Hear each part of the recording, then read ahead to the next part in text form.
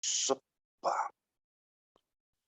Bien, tenemos que derivar esto, ¿sí? O sea, y' va a ser la derivada de esto, que es seno de x, logaritmo natural de x al cubo, menos 2, derivado.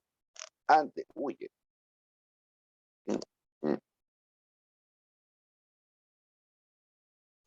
Lo primero que veo es estructuralmente que es un producto de dos funciones. Entonces, el primer paso de derivación sería derivar el producto. Uso la regla del producto, es la derivada del primero por el segundo sin derivar, más el primero sin derivar por la derivada del segundo. Y ahora cuando tengo que buscar estas dos derivadas es donde entra en juego la regla de la cadena.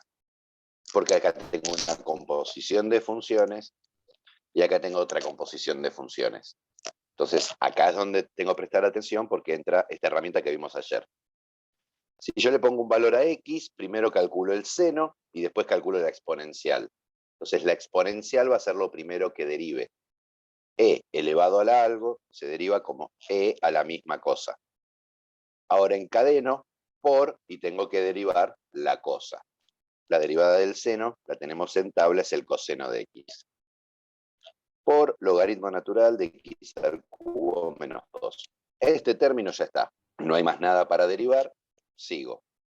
E a la seno de x, no le tengo que hacer nada, según esta parte, y ahora tengo que derivar el logaritmo.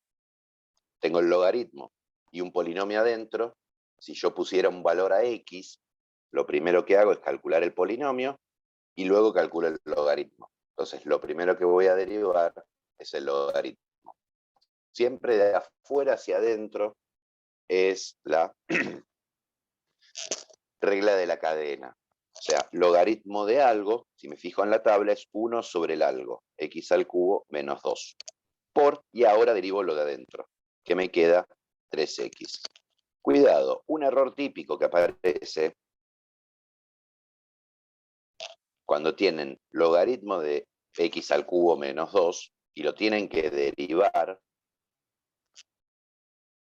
Uy, qué feo se está viendo esto. A ver, denme un segundito. Decía, un error típico que aparece principalmente por, sí, el punto G, ¿listo?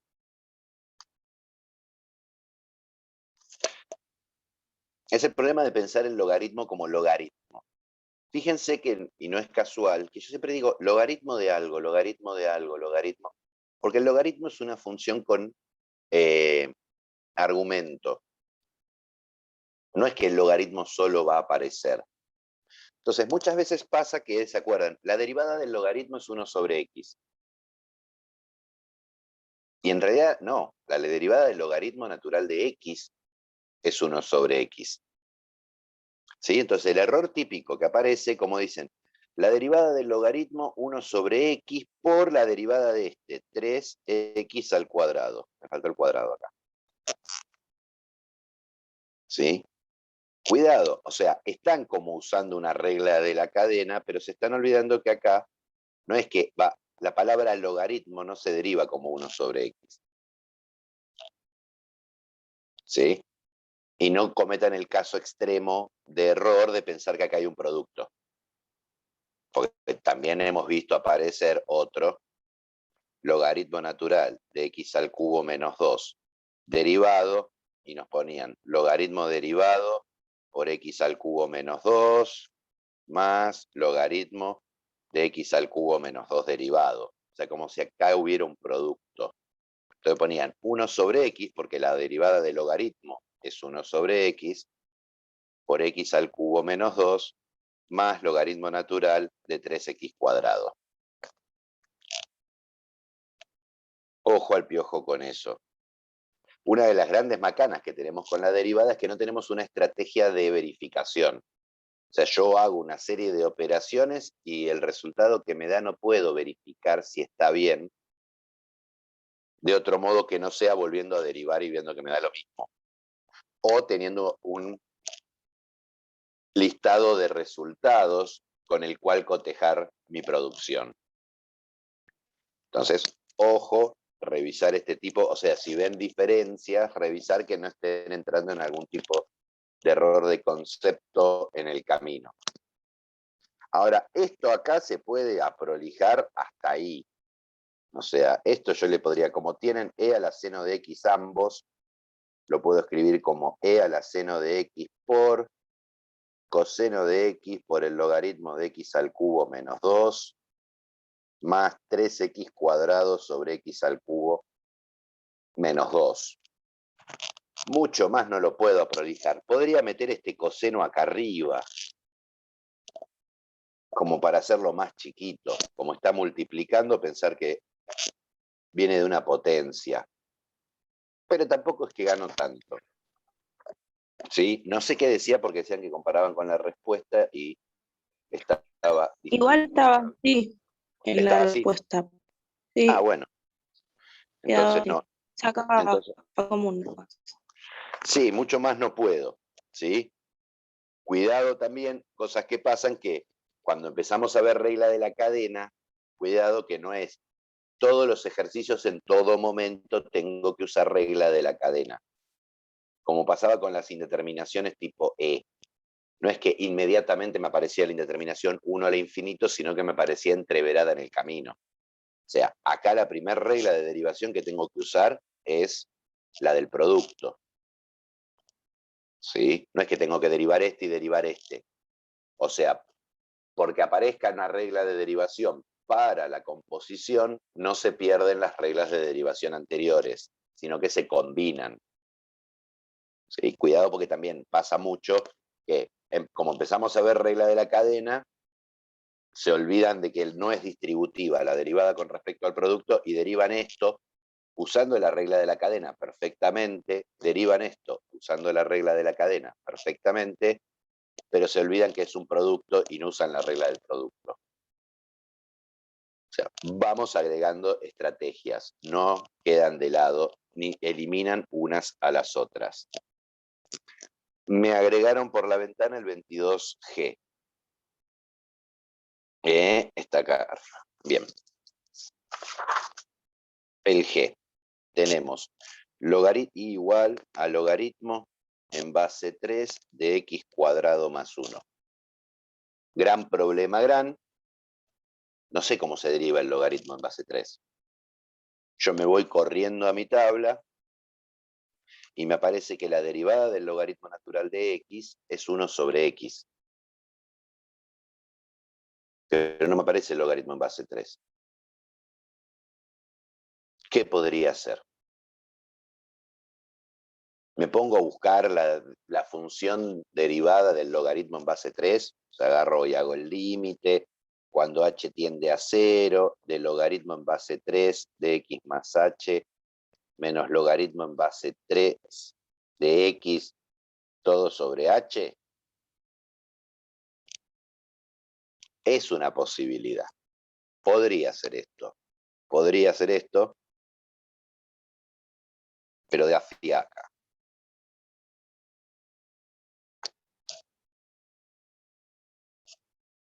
Acá dice fiaca, no faca. ¿Qué otra cosa podría utilizar si no es la definición? Para sacarme de encima ese logaritmo en base 3, que es molesto.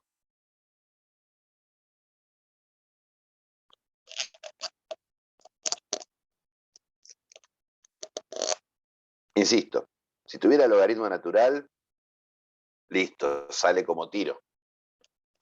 ¿Sí? Es muy parecido a esta parte de acá. Pero tengo un logaritmo en base 3. Me quiero volver chango, ¿qué hago?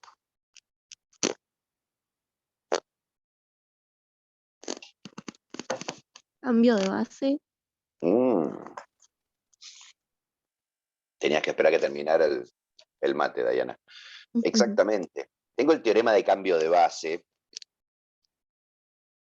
en logaritmos, teorema de cambio de base, que ¿qué me dice? Si uno tiene el logaritmo en base A de B, eso lo puede transformar, es equivalente al logaritmo en cualquier base que a uno se le ocurra de b, y el cambio este se compensa dividiendo por el logaritmo en esa misma base que a mí se me ocurrió de a. Este n puede ser cualquier número positivo distinto de 1. En particular puede ser e. Por eso la calculadora solamente tiene logaritmo en base 10 y logaritmo natural. Porque cualquier logaritmo, yo quiero calcular el logaritmo en base 3 de 7, es lo mismo que el logaritmo en base 10 de 7 sobre el logaritmo en base 10 de 3, o lo mismo que el logaritmo natural de 7 sobre el logaritmo natural de 3. Y puse estos dos logaritmos porque son los que maneja mi calculadora. Ahora vienen unas calculadoras más piolas en donde directamente uno pone el logaritmo, la base y el argumento. O sea que ya ni para usar la calculadora necesito el teorema de cambio de base. Tristeza. Entonces, pensando en eso, yo tengo y igual al logaritmo en base 3 de x cuadrado más 1, usando el teorema de cambio de base, yo esto lo voy a transformar en logaritmo natural. Tomo logaritmo natural porque es el que sé derivar, porque demostré que su derivada es 1 sobre x. Logaritmo natural de x cuadrado más 1, y para compensar tengo que tomar el logaritmo en la misma nueva base de la base antigua. ¿Qué tiene de bueno esto, aparte de hacerme aparecer el logaritmo natural? Que esto es un número. O sea, si yo quiero hacer logaritmo natural de x cuadrado más 1 sobre logaritmo natural de 3 derivado, es lo mismo que 1 sobre logaritmo natural de 3 por la derivada de x cuadrado más 1.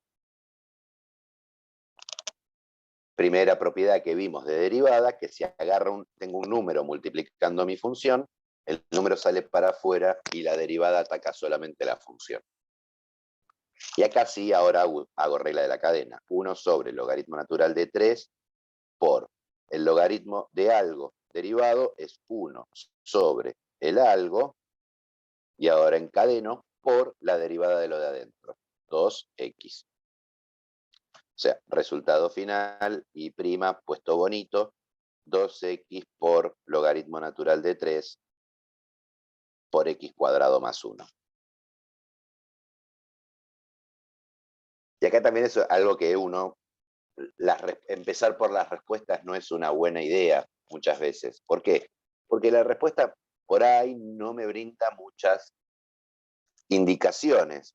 Si uno mira la respuesta, no se me ocurre cómo derivar esto. Miro la respuesta y digo, ¿de dónde corno sacó este logaritmo natural de 3? Me aparece así como de lo más antinatural del universo. Sale así como tremendo galerazo. ¿Sí? Y listo las preguntas del 22. Tacho de mi lista. A ver, el 23.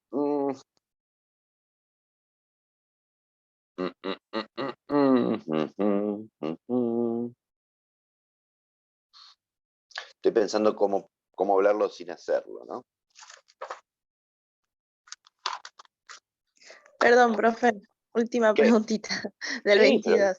Quisiera de las que saber quieras. del M, porque cómo se elimina el módulo que hay en X. A ver, del M, ¿cómo se elimina el módulo que hay en X? Por módulo. A ver. El M. Y igual al logaritmo natural del módulo de X. ¿Sí? ¿Cuál es el dominio de mi función? Los reales positivos. O Tengo todos los módulo. reales, porque tiene módulo, los hace positivos, ¿no? Todos los reales no. El cero no. El cero no. Tengo problemas con el Claro. cero. Si yo Sí, pongo sí, un el cero cero, tampoco. o sea, logaritmo natural, cuando me aproximo a cero con el argumento, tiende a algún infinito. En este caso, cuando tiendo a cero, me tiende a menos infinito. Esta función, el gráfico, es esto. Sí. Es así. Ya la metiste en GeoGebra, ya viste que es así. En cero no está definida, tengo los reales menos el cero. ¿Sí? Yo quiero derivar y podría derivar este lado y derivar este lado por separado. O sea, esta función, si la partida es el logaritmo natural de x, si x es mayor que 0, y es el logaritmo natural de menos x, si x es menor que 0. Entonces, ¿qué voy a trabajar? Voy a trabajar esto y esto por separado.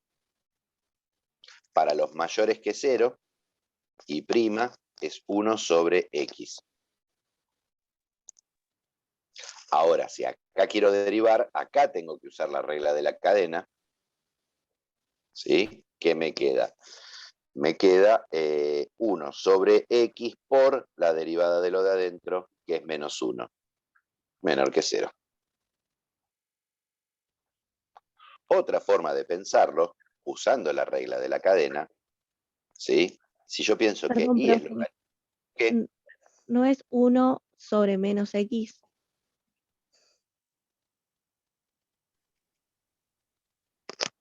Perfecto. Tenés razón. Tenés razón. Mala mía. Mala mía. ¿Sí? 1 sobre menos x por menos 1. Como el x es negativo, esto se hace positivo, esto se hace negativo, la recta tangente es negativa. Tiene pendiente negativa, tiene sentido. Gracias. Digo, también lo podría haber pensado por este lado y decir, a ver, y' y meto la regla de la cadena acá.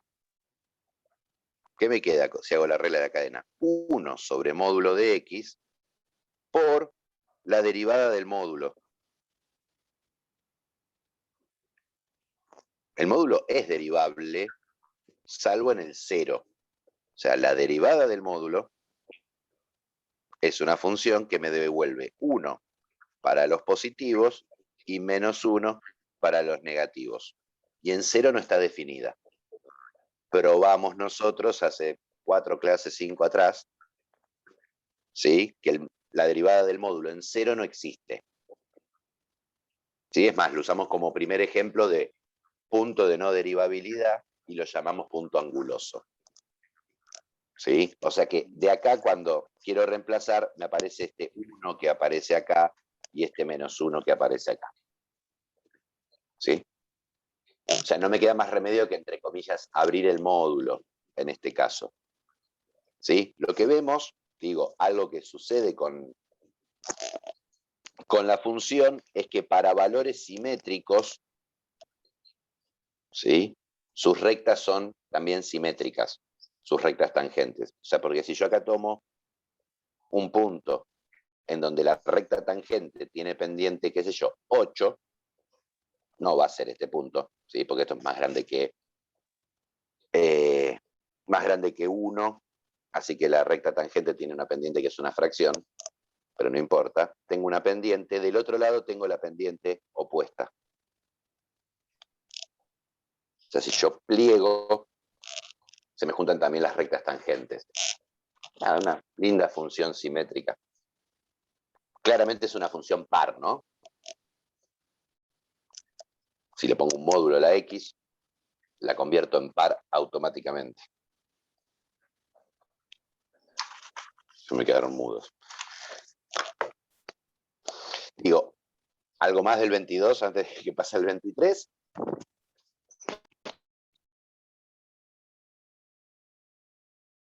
¿No? Pasamos al 23.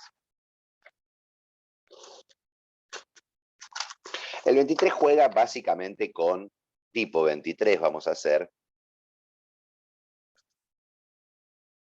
con tipo 23 y por ahí me meto también con el 24, con la cuestión de definición. Me dan una función, qué sé yo, f de x, 8x más 11. Y después me dicen que g compuesta con f derivado en 1 vale, qué sé yo, 12. Y me piden calcular g' en 19.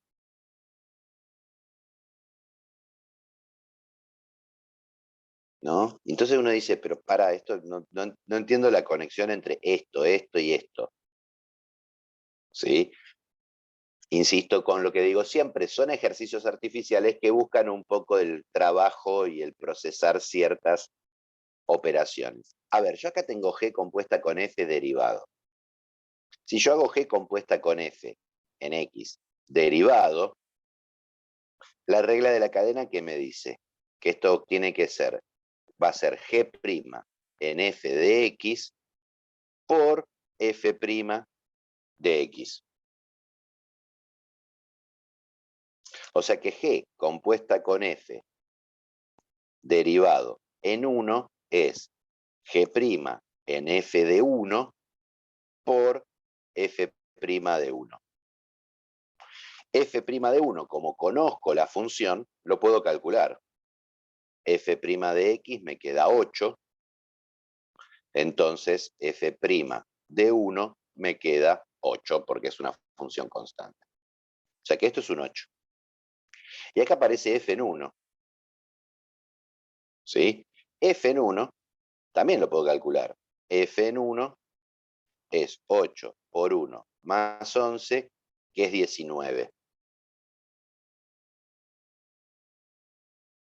O sea que G compuesta con F derivado en 1 me queda G derivado en 19 por F' en 1, por 8. Profe, se está entrecortando.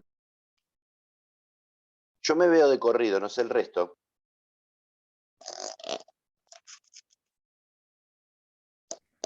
¿Cómo me ven? Bien. Se ve bien. ¿Me ven de corrido? 3D, se asustan, screamer, Ah, ¡guau! sí. Ahí, ahora sí. Bien. Digo, acá aparece lo que me piden averiguar. Acá me aparece un número conocido y G compuesta con F en 1 me dicen que vale 12. O sea que esto es 12 es igual al número que ellos me piden averiguar por 8. ¿Sí? Vos porque Sí, pagás la está. suscripción premium, Martín. Dice que me ven HD y sin propaganda. Y acá despejo, y fue. Entonces G' en 19 es igual a 12 sobre 8. Y en ningún momento sé quién es G. Es más, no sé cuánto vale G en ningún valor, no sé cuánto vale la derivada de G en ningún otro valor que no sea 19, nada. Y quién es G, para lo que me pide el ejercicio, no necesito averiguarlo en lo más mínimo. Sí, o sea, es una... Tal vez era la duda mía, los datos de G, pero ya está. Ya Claro, me quedó más que claro. ¿cómo saco G? No lo necesito. Por cómo está armado el ejercicio, ¿no? Te conduce a poder averiguar cosas sin necesidad de conocer la función, ¿no? Lo mismo pasa en el 24, ¿no? No, Digo, ahora en con este el... ya me quedó claro el 24 también. Claro, sí, en el 24 agarran y me dan una sarta de Profe, igual da datos. una respuesta en el 23. Dice que ¿Eh? dice que G derivada de 8 es 2/5. Está bien, pero este es otro ejercicio, lo Simplificado. cambié. Por eso puse tipo 23. Ah, perdón. No es 23, puse tipo 23 para no quemar el ejercicio de la práctica. ¿Sí? No, cambié la función f y cambié el resultado de G compuesto con f en 1. El procedimiento es el mismo, pero digo, no quería hacerlo porque si no después tachan el ejercicio 23 y no lo vuelven a hacer. ¿Sí? Está bien. Nada, en el 24 la idea es la misma, ¿no? Imaginemos que tipo 24, ¿sí? Hagamos una aclaración, no es el 24, ¿sí? No sé cómo llega tan rápido a la página de respuestas, ¿sí? Las imprimí, las tiene aparte, seguro. Lo tengo así. Claro, Entendí, profe. me hace control de calidad, ¿no? O sea, está ahí con las respuestas a ver si llego al mismo resultado. Esto no es el 24, ¿sí? Imaginemos que me dicen que f en 3, ¿sí? Qué sé yo, vale 8, f' en 3, vale 14, g,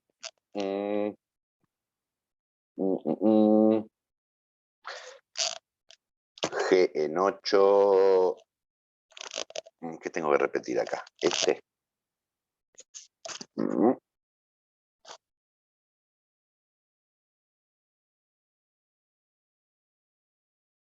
G en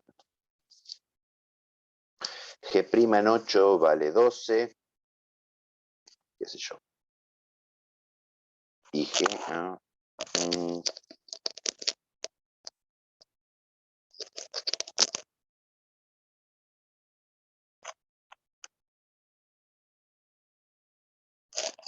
a ver, ahí creo que me funciona. Digo, en el 24 me dan datos sobre valores de la sobre funciones, cuánto es el valor puntual de la función y de la recta y de la derivada. Digo, por ejemplo, yo con estos datos, sin decir quién es f, yo les podría pedir que me digan quién es la recta tangente. ¿No? Digo, no necesariamente tengo que conocer la función para armar rectas tangentes, porque si yo sé que la derivada en 3 vale 14, o sea, la derivada en x0 igual a 3. Ya sé que la pendiente de la recta tangente es 14, o sea, esto es 14 por, y en 3 vale 8, x menos 3 más 8. O sea, ya me puedo armar la recta tangente conociendo solamente estos dos datos, y no sé quién es f. No tengo idea y no lo necesito para lo que me están pidiendo. En este caso, por ejemplo, si me pidieran G compuesta con F en 3, pero derivado. ¿Qué es G compuesta con F en 3? Es G derivado en F de 3 por F de 3. Y acá es donde están armados, como les digo siempre, artificialmente, que f en 3, ¿cuánto vale? 8. Y justamente sobre la derivada de g en 8 tengo datos. O sea, el ejercicio está armado que en el 24, para todas las operaciones que me piden, ¿sí? Las derivadas que me piden, yo puedo remitirme a la tabla de datos. Me va a quedar siempre en función de eso. ¿No? Porque acá me va a quedar G' de f en 3 es 8, por f en 3, que es 8, f' en 3, que es 14, digo, y este lo conozco, me queda 12 por 14. No va a aparecer este resultado en las respuestas porque no es el mismo ejercicio, no es el 24. ¿Sí? ¿Qué sé yo? Me dicen G raíz cuadrada de G de X derivado. Y bueno, derivo es 1 sobre 2 raíz de G de X por G' de X. Ahora me dicen en X igual a... bueno, acá tendría que poner que G en 8 vale 2, qué sé yo. En 8. Y bueno, ¿qué va a ser esta función? En 8 va a ser 1 sobre 2 raíz de G de 8, que es el dato que acabo de agregar, por G' en 8, que era un dato que tenía de antes. Reemplazo los números y hago la cuenta.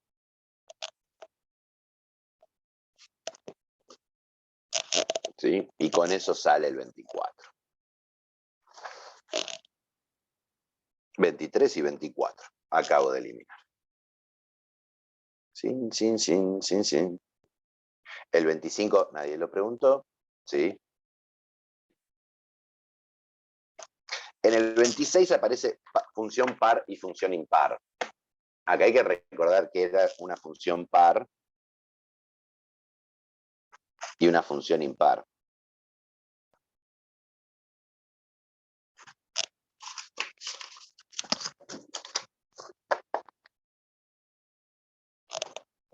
¿Qué era una función par? Cuando era simétrica la función con respecto al eje Y. Es simétrica con respecto al eje Y. O sea, que f de x Una es lo mismo cuadrática puede que ser. f de menos x. O sea, para valores opuestos me devuelve la misma imagen, lo que genera una simetría con respecto al eje Y. O sea, para un valor de x me devuelve lo mismo que para su opuesto. El ejemplo clásico es x al cuadrado. Sí, pero también módulo de x es una función par, logaritmo natural del módulo de x, ¿no? Hoy vimos logaritmo natural del módulo de x. ¿Sí? Veamos que es par. Es par. ¿Sí? ¿Qué le pasa? ¿Sí? Si yo hago, esto es f de x. Si yo hago f de menos x, es el logaritmo natural del módulo de menos x, que es lo mismo que el logaritmo natural del módulo de menos 1 por el módulo de x. O sea, esto lo pienso como menos 1 por x y distribuyo el módulo. En el producto se puede. Y el módulo de menos 1 es 1. O sea, me queda igual a f de x. Como f de menos x es lo mismo que f de x, es par. En cambio, la función impar, una función es impar si es simétrica con respecto al origen de coordenadas. O sea, ¿qué quiero decir? Si yo tengo el 1, 5, la simetría me dice que tengo que tener el menos 1, menos 5 en el gráfico de mi función. Es algo que hace simetría, pero con respecto al origen. O sea que f de menos x, la imagen del opuesto, es opuesta a la imagen original. Es igual a menos f de x.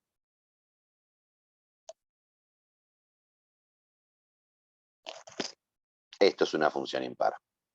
Y el mismo recaudo que hablábamos al principio de la materia. Cuidado que en los números enteros, la clasificación en par e impar es absoluta. O sea, cualquier número entero o cae en la bolsa de los pares o cae en la bolsa de los impares.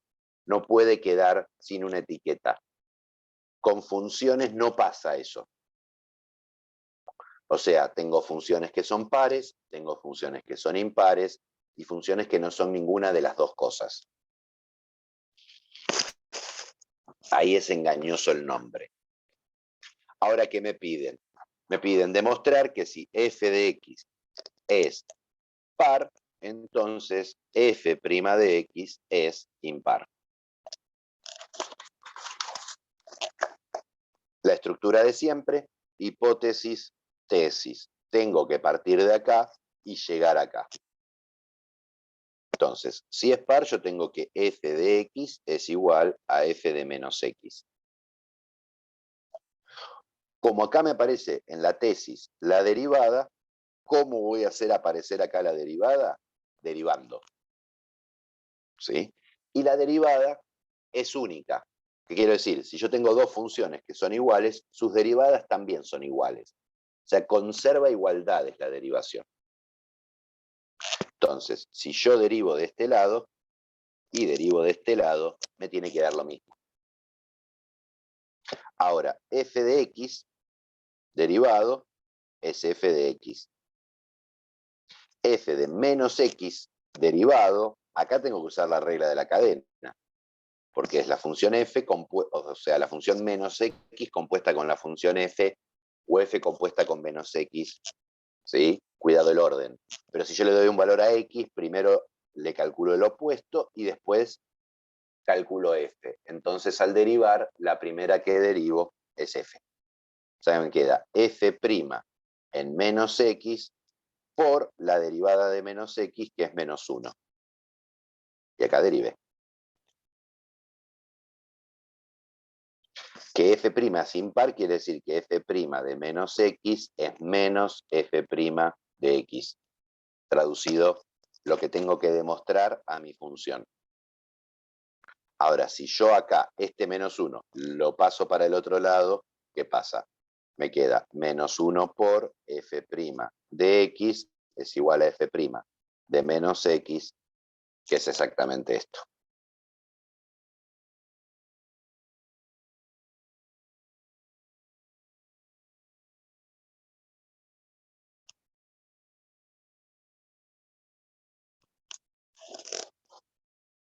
¿Pasará al revés?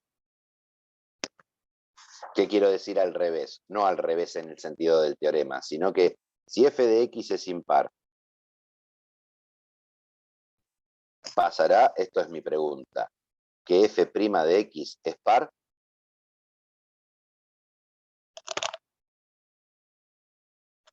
A ver, probemos.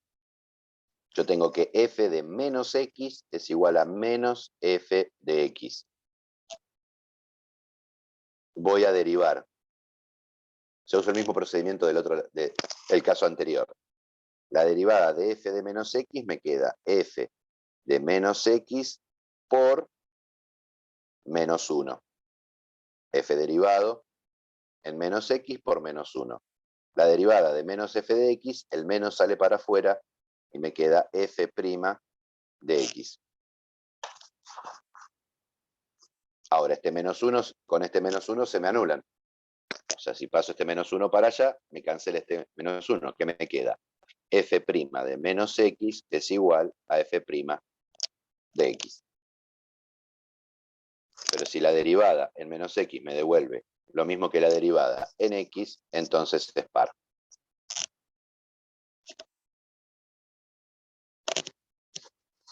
Y acabo de quemar un ejercicio de parcial. Un regalito de parcial.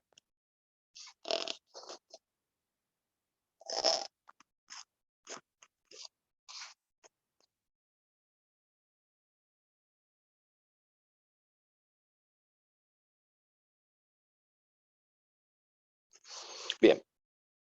Y el 28 me gustaría que lo piensen un poco más. ¿Sí?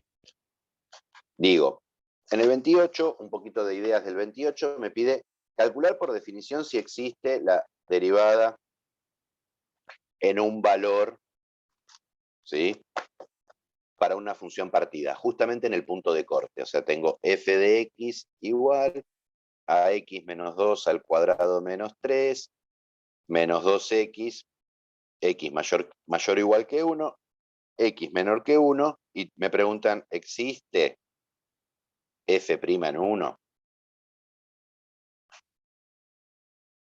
¿Sí? Nada, se analiza por definición con los límites laterales. O sea, tengo que hacer el límite cuando h tiende a 0 de f de 1 más h menos f de 1 todo sobre h. Al ir por izquierda y por derecha del 0, ¿sí?, acá voy a tener un valor más grande que 1, entonces usaré esta fórmula. Por la izquierda, si voy por la izquierda del 0, acá tengo un valor más chico de 1, uso esta fórmula. ¿Sí? Listo, es aprestamiento. Practiquemos eso. Ahora en el B me pregunta si es correcto algo. ¿Sí? Que si uno mira el punto C, dice, verifique que no es cierto B para esta función. ¿Sí? O sea, la pregunta B, medio que la pregunta C me la responde. En el camino me define algo. Me dice, la derivada de f en A por derecha. O sea, por ahí asusta esta escritura, pero me dice qué es lo que es. Es el límite cuando x tiende a A por derecha de g' de x. ¿No? Porque teníamos que f de x es g de x y h de x. X mayor o igual que A, x menor que A. O sea, lo que me está preguntando es si es cierto que la derivada de la función por derecha de la A es este límite, ¿sí? Y que lo que llama derivada de A por izquierda, el límite, cuando h tiende, no, cuando x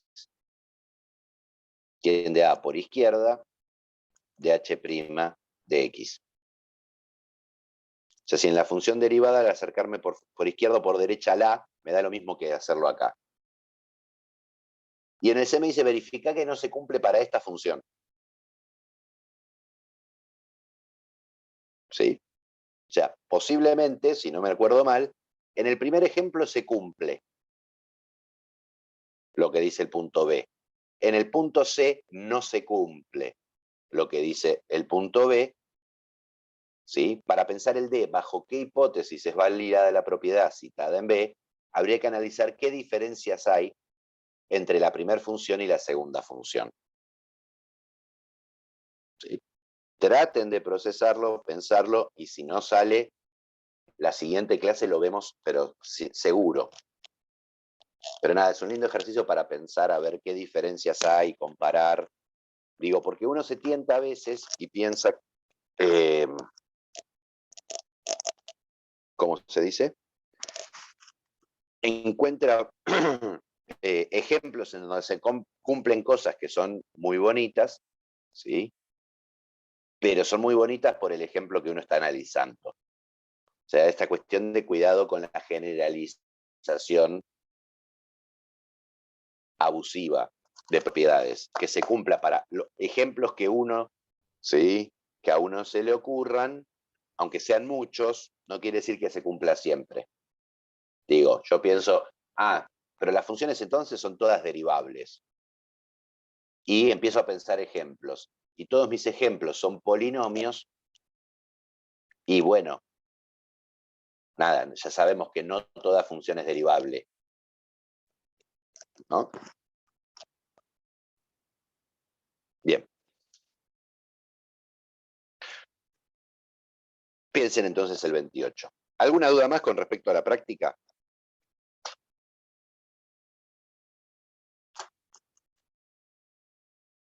El silencio lo voy a tomar como un no. Entonces vamos a compensar, vamos a rellenar el hueco de demostraciones con respecto a derivada y nos vamos al receso felices y contentos de que tenemos todo demostrado, entonces podemos hacer un montón de cuentas seguros de que son válidas. Con respecto al tema parcial, sepan que algunas demostraciones les voy a pedir. En el fondo todas las demostraciones son cuestiones de límites. ¿Sí? Hay algunas que son demostraciones de demostrar el límite y otras que a partir del límite se demuestran cosas. Por ejemplo, en el punto de en las cuestiones de derivada. ¿Sí? Ténganlo en cuenta porque después saben hacer todas las cuentas, pero les pongo 2 demostraciones y patinan. ¿Sí?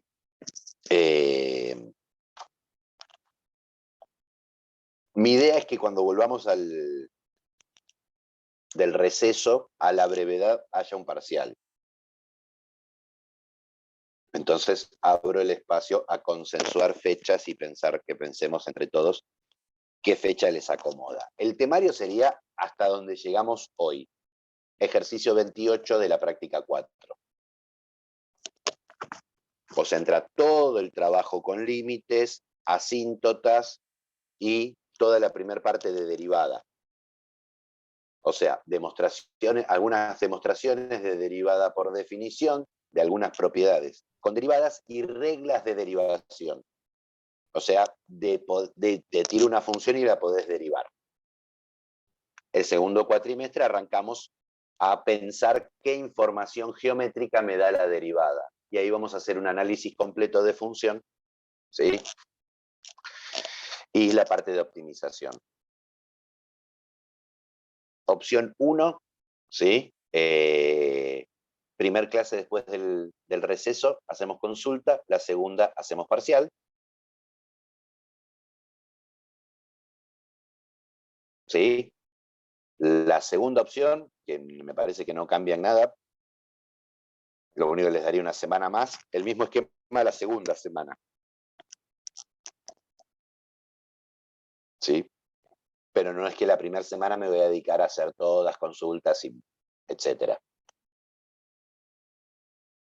¿Sí? Lo bueno es que no me lo tienen que decir ahora.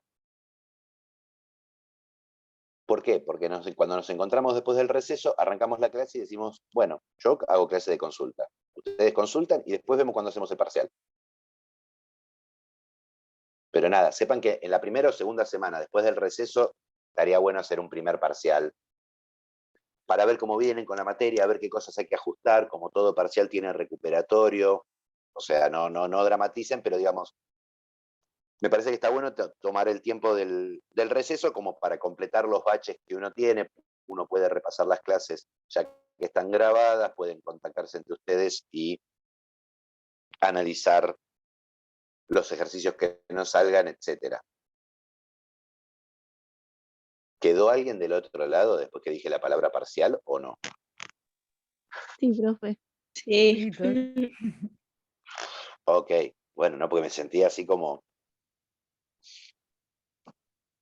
muy solo. Ah, bien, alguien me puso un pulgar arriba. Súper. Bueno, nada. O sea, a estudiar en receso, sacarse los finales y igual si vienen al día con la materia es repasar más que otra cosa, pero nada, me parece que está bueno estas 3, 4 semanas de receso y mesas de final como para terminar de ajustar las clavijas en los bachecitos que faltan y, insisto, el corte es el ejercicio 28 de la práctica 4 para el parcial. De ahí para atrás todo lo que vimos. Entonces, para cerrar esta primera parte, sí, que me quedaba no muy contento si no teníamos las demostraciones. Nosotros ya demostramos,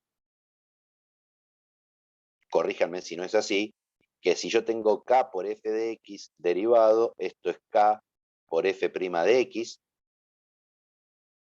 Hicimos la demostración con el límite, etc. Y demostramos que si yo tengo f de x más g de x, derivado era f de x más g' de x. También con el límite. En ambas nos basábamos en propiedades que tiene el límite.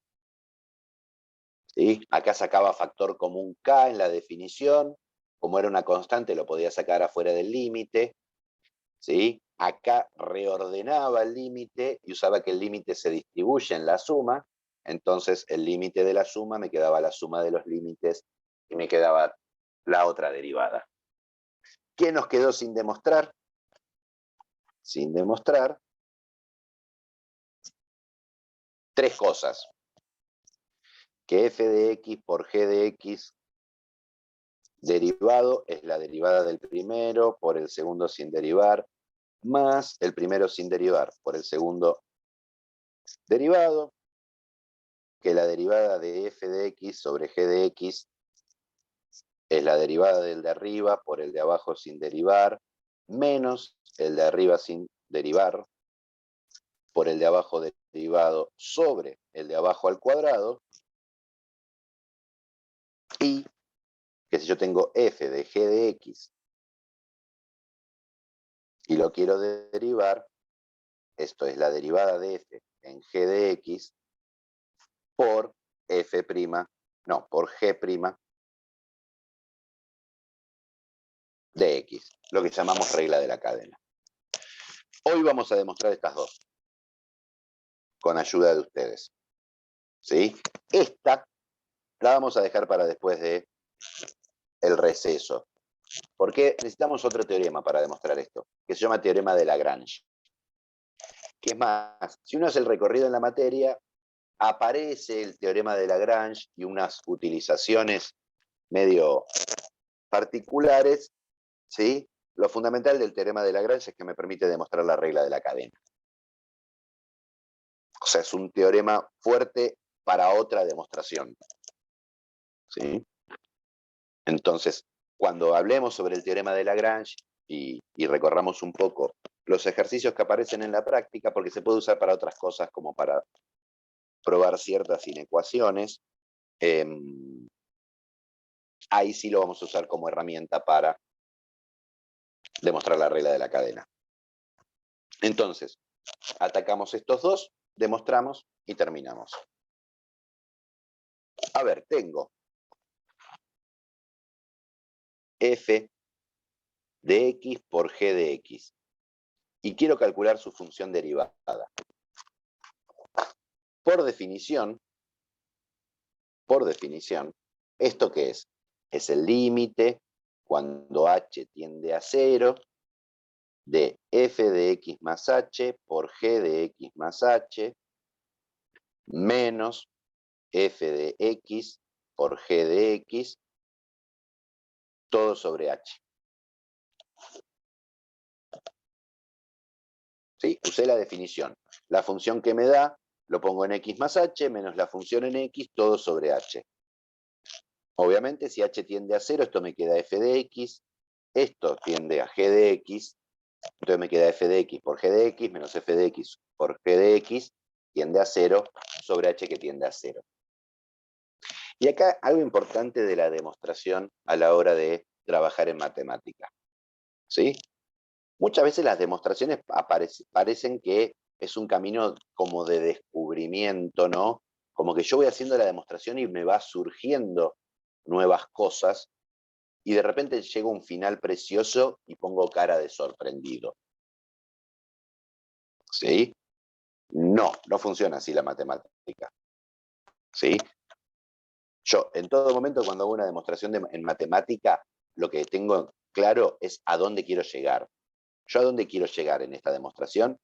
A f' por g más f por g'. Yo ya sé que el resultado es este. Acá es donde yo tengo que llegar. Entonces, mirando esto, ¿qué digo? Y bueno, tengo que hacer aparecer f' y tengo que hacer aparecer g'. En el límite, para que aparezca f', tengo que tener f de x más h menos f de x. Para que aparezca g', tiene que aparecer g de x más h menos g de x. Entonces me pongo a mirar. Acá tengo f de x más h. Acá tengo f de x, pero como que no puedo juntarlos. Porque están acompañados, en este caso, por g de x más h y acá por g de x. O sea, como que están ligados a otra cosa. Entonces, en estas dos demostraciones, un poco el chiste es, voy a empezar a agregar cosas. Estratégicamente.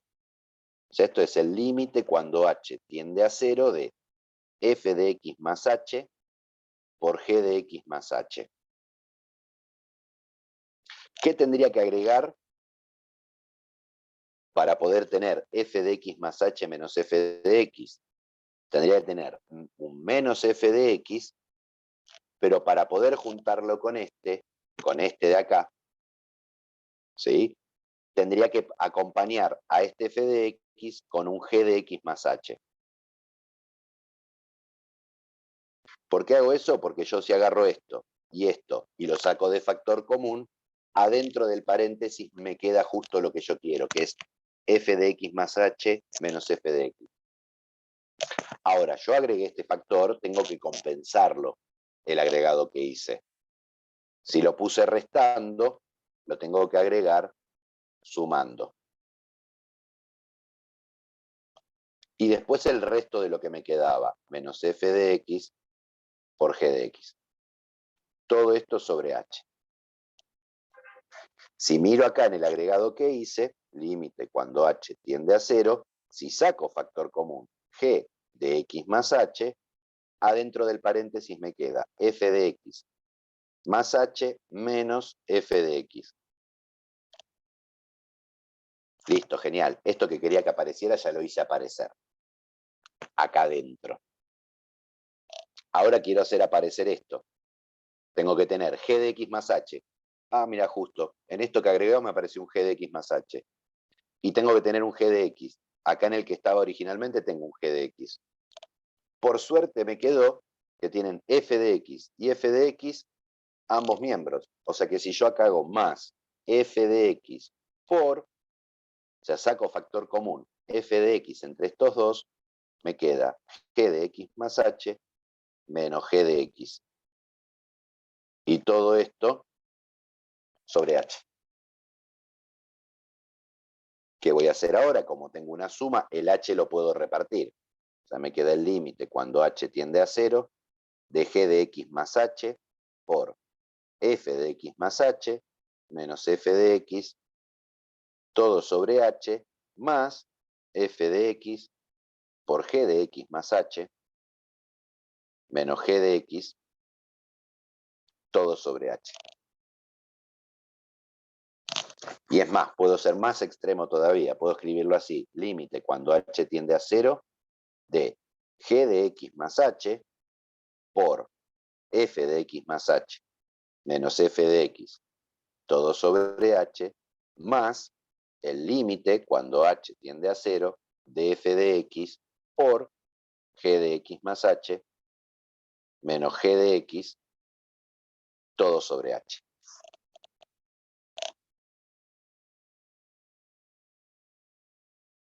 Y acá me apareció lo que yo quería. ¿Qué es esto?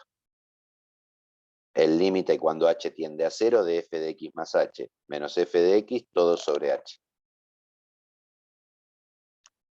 ¿A dónde converge eso? F'. Es f' de x. Es mi definición de f' de x. Ahora, g de x más h, cuando h tiende a 0, ¿a dónde converge? G de X. A g de x. O sea, acá me quedó g de x por f' de x.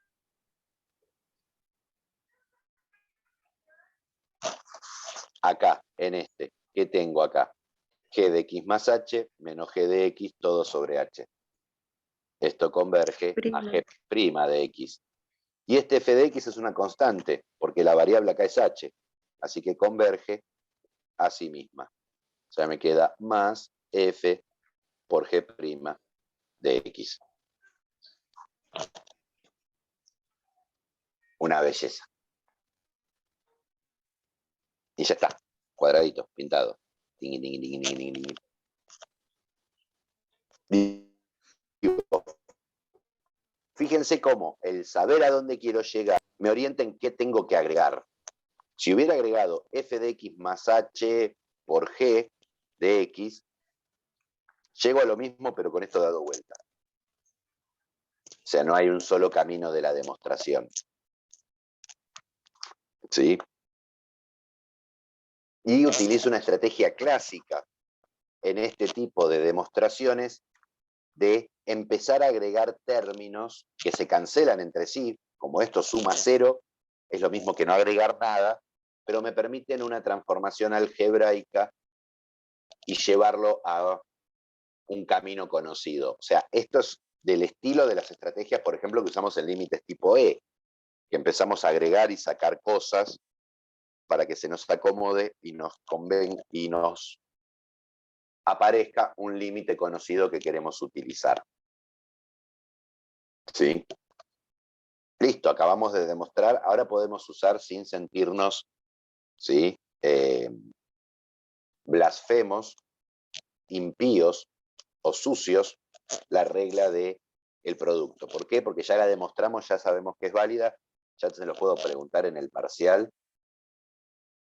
Divino. El lindo ejercicio de parcial demuestre la regla de la cadena. Y ahí abandonan todos. Está buenísimo porque me ahorro de corregir parciales. Bien, chiste. Primera demostración hecha, ¿sí? Última demostración del cuatrimestre, ¿sí?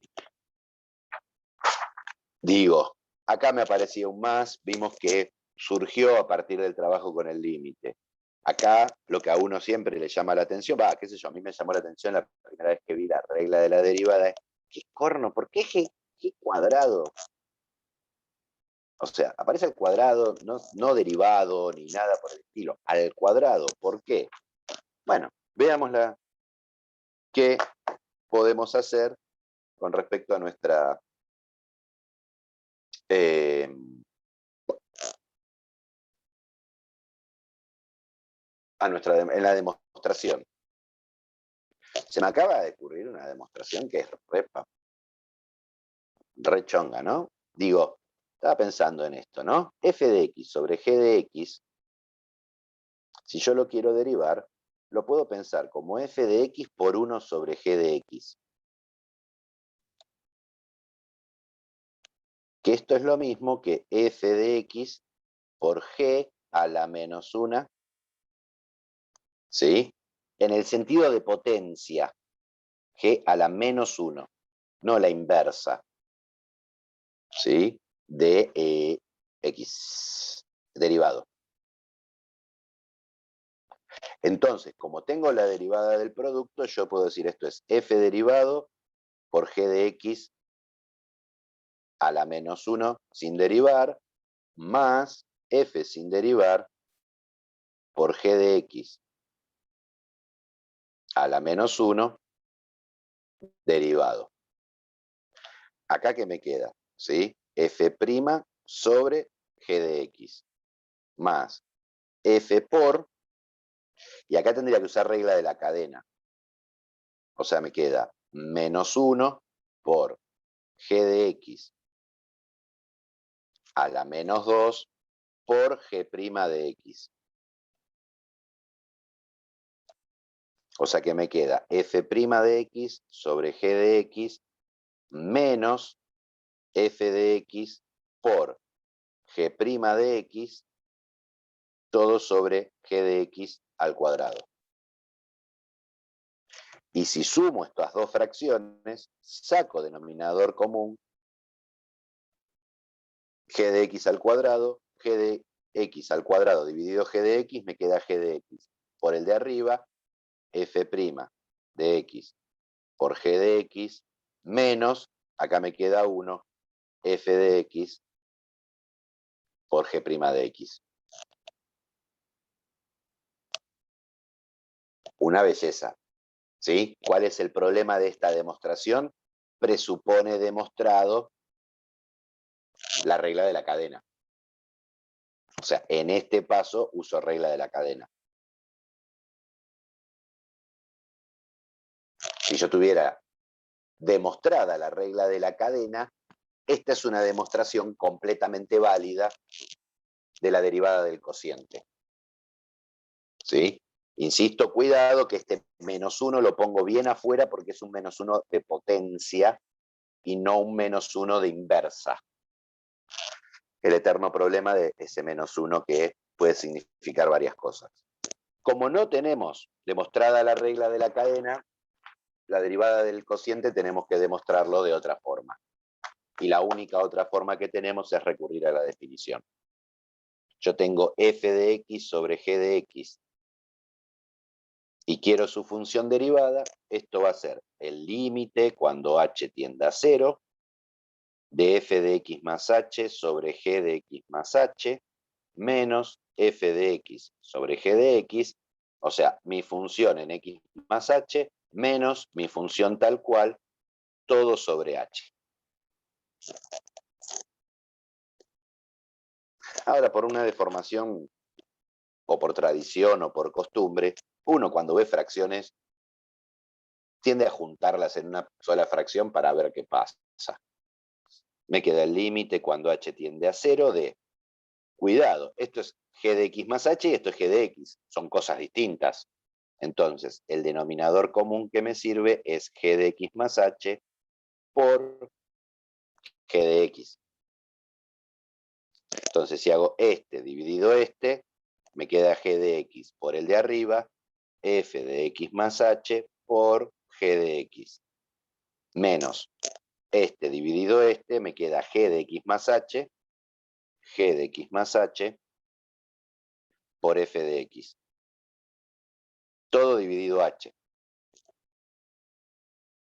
Pero este dividido h lo puedo meter, dividir por h es multiplicar por 1 sobre h, o sea que va a entrar multiplicando acá. O sea, tengo límite cuando h tiende a 0 de h por g de x más h por g de x. Ahí operé estos dos denominadores. Ahora miremos arriba. Yo tengo f de x más h por g de x. De vuelta, quiero hacer aparecer, me acuerdo de la demostración que hice antes, ¿sí? F de X más H menos F de X. Acá tengo un F de X, pero no tengo lo mismo adelante para sacarlo de factor común y juntarlos. Entonces voy a agregar un factor, un término, que me permita, al sacar factor común, que adentro del paréntesis me quede esto. Va a ser G de X por F de X. Acá si saco factor común, G de X, ya me queda lo que yo quería. Pero si agrego esto restando, lo tengo que agregar sumando, ¿sí? G de X por F de X, para compensar el cambio que hice. Y después me aparece menos G de X más H por F de X. Que de vuelta, qué suerte, me apareció F de X y F de X como factor común. Así que si saco factor común G de X y G de X más H me van a quedar donde yo quiero. Si se fijan, ya está esto. Ahora es cuestión de rematarlo. A ver, ahí así se ve. Podemos hacer así.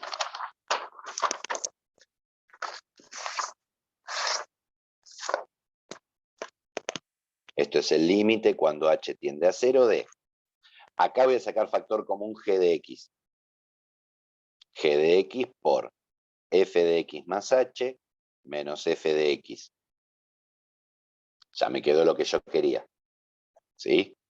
Acá tengo F de X, G de X sumando y G de X más H restando. O sea, están al revés. Entonces, en vez de sacar factor común F de X, voy a sacar menos F de X como factor común. Entonces, menos G de X más H por F de X dividido menos F de X, me queda G de X más H positivo. G de X por F de X dividido F de X menos F de X más dividido menos. Me queda menos, ¿sí? G de X. Todo sobre H por G de X más H por G de X.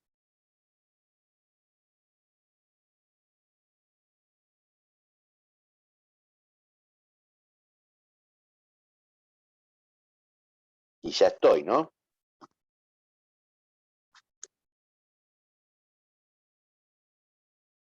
¿Por qué ya estoy?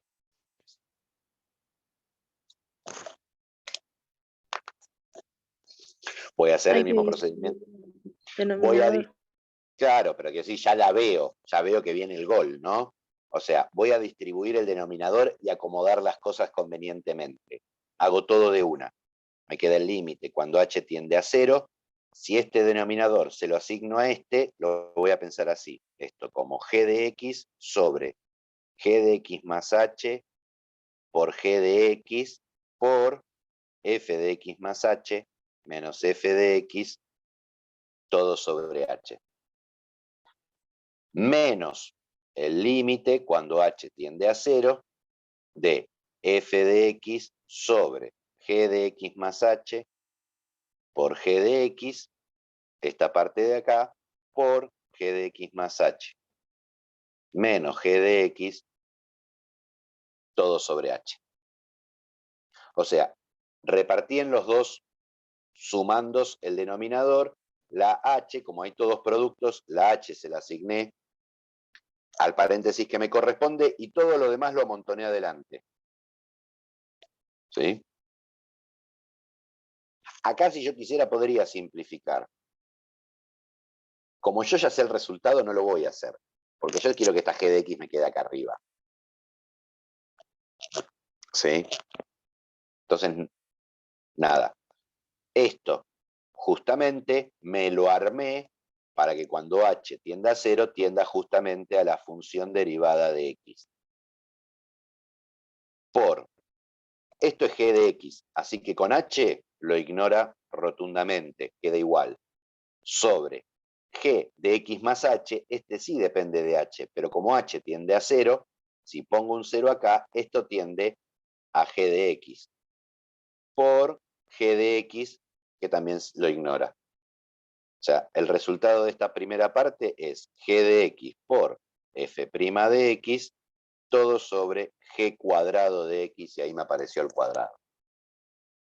Menos esta parte de acá, ¿a qué tiende? F de x, ¿sí? Es constante con respecto a h, así que tiende a sí mismo, sobre g de x más h, lo mismo que decíamos antes, g de x por g de x. Y esta parte de acá converge a g' de x. O sea que acá me queda menos f de x por g' de x, este por este, sobre g cuadrado de x. ¿Por qué no simplifique acá? Porque ahora me quedan los dos denominadores iguales. O sea que esto lo puedo juntar en una sola fracción de denominador g cuadrado de x, que es f' de x por g de x menos f de x por g' de x, que era exactamente a donde queríamos llegar. Una locura de lindo. Son lindas porque son sencillas. ¿Sí? Son sencillas y uno está acostumbrado a trabajar con esto de empiezo a agregar, a sumar y restar cosas para que me aparezcan lo que yo quiero. ¿Sí? Digamos, algo que está lindo para cuando uno ve demostraciones y por ahí va a aparecer alguna demostración, es por ahí repetir demostraciones, ¿sí? Y poder hacer un desglosamiento de en cada paso qué se hace y para qué.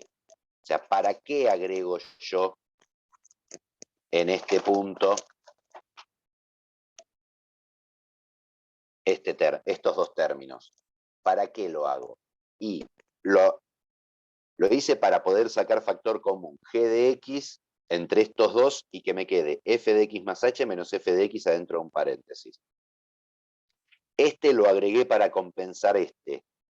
Y de casualidad, este me compensaba este. Si se acuerdan, hubo otra demostración con límites, no me acuerdo cuál era, que tenía que agregar 4 términos. Que agregué 4 términos. Porque con 2 términos acomodaba una parte, pero necesitaba otros 2 términos para agregar otra parte. ¿Sí? No me acuerdo cuál era la demostración. ¿Sí? Pero digo, es una estrategia que ya hemos metido y que está buena y resuelve un montón de cosas. ¿Sí? En la demostración de la regla de la cadena, más o menos va por el mismo lado. ¿Cuál es el problema? Que remite a el teorema de Lagrange, y el teorema de Lagrange no me interesa en este momento trabajarlo previo al receso. ¿Sí? Pasando en limpio, ¿sí? Última clase, pueden avanzar hasta el ejercicio 28 de la práctica 4 de derivadas, con lo que se cierra la parte de temáticas del primer parcial. O sea, el primer parcial incluye todo el recorrido de límites que hicimos y toda la primera parte de derivadas, principalmente cálculo de derivadas, de funciones derivadas, ¿sí? Análisis de derivabilidad en un punto a partir de la definición de derivada, ¿sí? No les voy a pedir hagan la demostración de la derivada del cociente, porque si no, nada, es chequearles la memoria, ¿sí? Y aplicación, ¿sí?, de reglas de derivación. O sea, va a aparecer un ejercicio en donde sea calcular los siguientes límites. Y es solo calcular. Va a aparecer un ejercicio que sea calcular la derivada de las siguientes funciones, que es calcular. O hallar la recta tangente al gráfico de esta función en un punto, donde hay que derivar y armar la recta tangente. O sea, hay una parte de ejercicios operativos y una parte de ejercicios un poco menos de cuentas, que son los ejercicios, entre comillas, de demostración. ¿Sí? O sea, no dejen de lado las viejas y queridas demostraciones de límites con el épsilon, el delta, el m, el n. Y no las pierdan de vista porque eso puede llegar a aparecer y ser temática del parcial. ¿Sí? Así que ahora tienen todo el receso y, y la temporada de finales para repasar, ¿sí? Y cuando nos volvemos a encontrar en agosto, o la primera o la segunda semana, hacemos el primer parcial. ¿Sí? ¿Alguna pregunta de último minuto?